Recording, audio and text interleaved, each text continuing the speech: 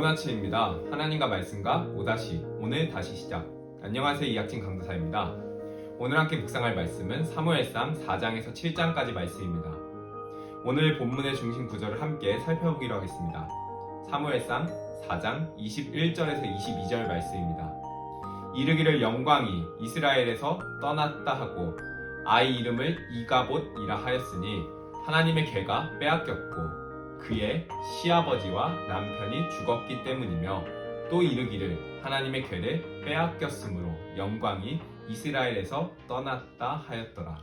사무엘상 초반부는 공식 제사장직을 가지고 지도력을 행사하지만 이스라엘의 종교적 타락을 가속화시키는 엘리와 그의 아들들과 하나님께서 천천히 준비시키시는 새로운 시대의 하나님의 종 사무엘을 대조하며 전개합니다.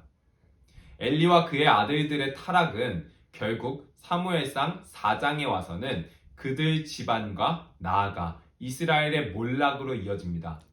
사무엘상 4장은 이스라엘이 블레셋과의 전쟁에서의 패배한 이야기로 시작합니다. 이 소식을 듣자 이스라엘의 장로들은 하나님의 임재의 상징인 여호와의 언약궤를 전쟁터에 들고 나가자고 제안합니다. 이에 엘리의 두 아들 홈니와 비느하스 제사장이 언약궤를 가지고 나갔으나 이스라엘은 대패하고 두 제사장은 죽고 언약궤까지 빼앗기게 됩니다. 또한 이 소식을 전해들은 엘리 또한 죽게 되고 비느하스의 아내 또한 이 소식을 듣고 난산으로 아들을 낳으면서 죽게 되는데 그녀는 자신의 아들의 이름을 이가봇이라 짓습니다. 이가봇의 이름의 뜻은 하나님의 영광이 이스라엘을 떠났다는 뜻입니다. 사무엘상 5장과 6장은 언약궤가 블레셋 지역에서 유랑하다가 다시 이스라엘 땅으로 귀환한 이야기를 담고 있습니다.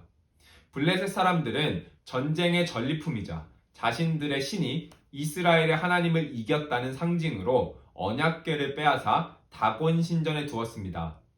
이에 하나님께서는 다곤 신전과 신상을 치시며 다곤의 백성을 치시기 시작하는 일이 발생합니다.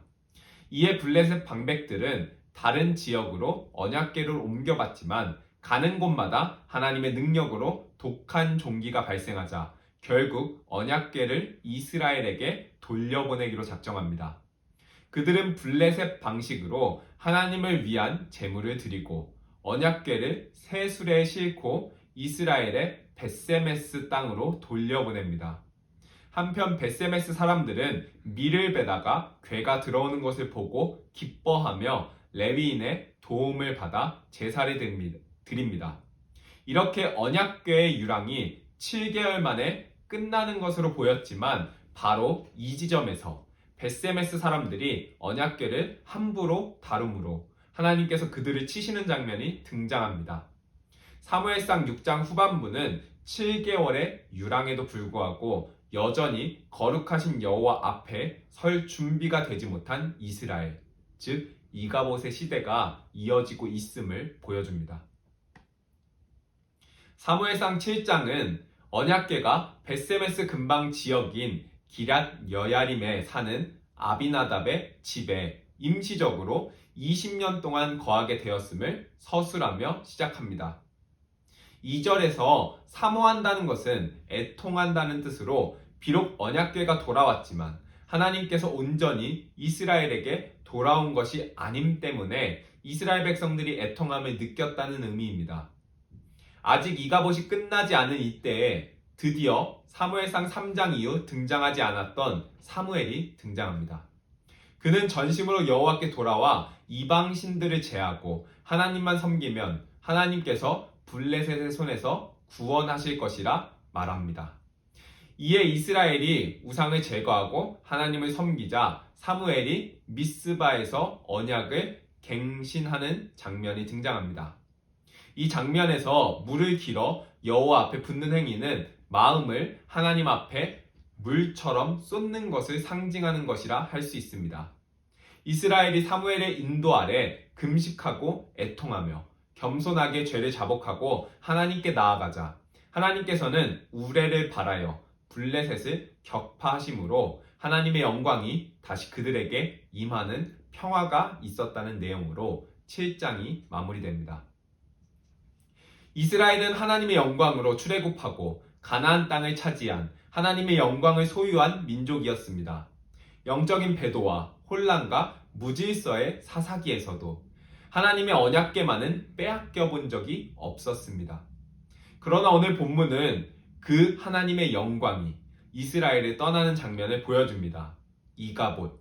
그들의 시대는 이가봇의 시대였습니다. 이제 하나님의 영광이 그들을 떠났습니다. 그렇다면 무엇이 문제였습니까? 그들 안에 하나님을 향한 경외감이 사라져 버린 것이 문제였습니다. 감히 함께할 수 없는 그분께서 그들과 함께 하심에 대한 감격과 경외감이 사라지자 모든 것은 무너져 내렸습니다. 사랑하는 기쁨 가족 성도 여러분, 말씀을 비추어 보아 우리 안에 하나님을 향한 경외감과 감격이 사라지진 않았는지 점검하시길 바라며 어두운 시대 속 보이지 않는 하나님의 손과 일하심을 사모하시며 그 일에 쓰임 받으시는 삶 되시길 간절히 소망합니다. 오늘로써 5- 시즌 1이 마무리되었습니다. 지난 1년 동안 5-를 사랑하고 애청해주신 기쁨 가족 성도님들과 함께 섬겨주신 미디어 팀원들에게 감사의 말을 전합니다. 5-는 잠시 재정비하여 4월 5일에 5- 시즌2가 시작될 예정입니다. 5- 시즌 1처럼 많은 관심 부탁드립니다. 이제 마무리하도록 하겠습니다. 하나님과 말씀과 오늘 다시 시작. 다시